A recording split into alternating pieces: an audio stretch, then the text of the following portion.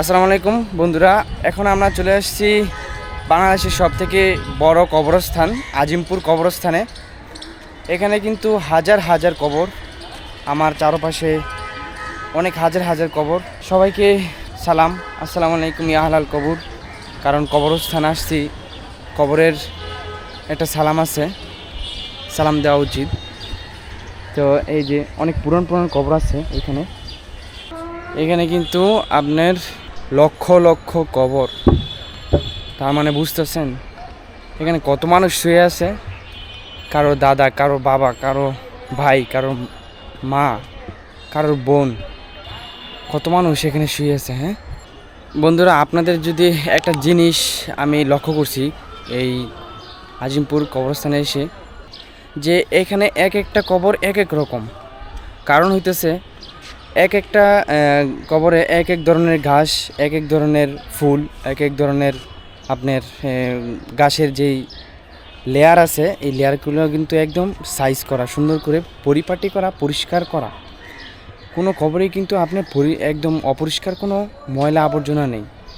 এখানে আপনাদেরকে দেখা একটা জিনিস, এই যে এই কবরে এক ধরনের ঘাস, আবার এই কবরে কিন্তু আরেক ধরনের ঘাস, আবার এইটার মধ্যে কিন্তু আরেক ধরনের ঘাস। আবার এই যে এখানে দেখেন কি সুন্দর একদম গাছগুলা, সাইড দিয়ে কিন্তু আরেক ধরনের ফুলের পাতাবাহার গাছ, এটার মধ্যে কিন্তু আবার আরেক ধরনের গাছ। তো এরকমভাবে কিন্তু প্রত্যেকটা কবরে কিন্তু আপনার এক এক ধরনের ঘাস, কোনোটার সাথে কোনোটার মিল নেই, একদম সুন্দর করে সাইজ করা। যারা কিনা কবর পরিষ্কার করে, অনেকেই দেখলাম সুন্দর করে কবরগুলো কিন্তু সুন্দর করে পরিষ্কার করতেছে। ওই যে কেউ পানি দিতেছে কবরে, কেউ সাফ করতেছে, কেউ বা কবর খনন করতেছে এই সাইডে।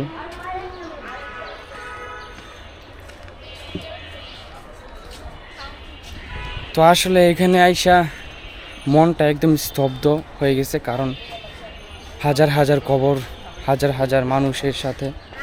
এই জায়গায় কিন্তু ভাষা সৈনিকদেরও কবর আছে। এই যে শহীদ শফিউর রহমান ভাষা সৈনিক। আজিমপুর কবরস্থানে এসে কিন্তু আমি একটা উপলব্ধি করলাম যে একটা কবরও কিভাবে সুন্দর করা যায়, সেই জিনিসটা কিন্তু এখানে এসে দেখলাম। 1990-এর দশকেও কবর, 1950 সালের কবর, 52-র কবর, ভাষা শহীদদের কবর। আর এখানে এসে আমার এইটাই ভালো লাগছে যে কবরগুলো অনেক সাজানো গুছানো, কোনো কবরই কিন্তু অসুন্দর নাই, বা কোনো কবরই কিন্তু আসলে ময়লা আবর্জনা নাই, আমি কিন্তু এখন পর্যন্ত দেখি নাই।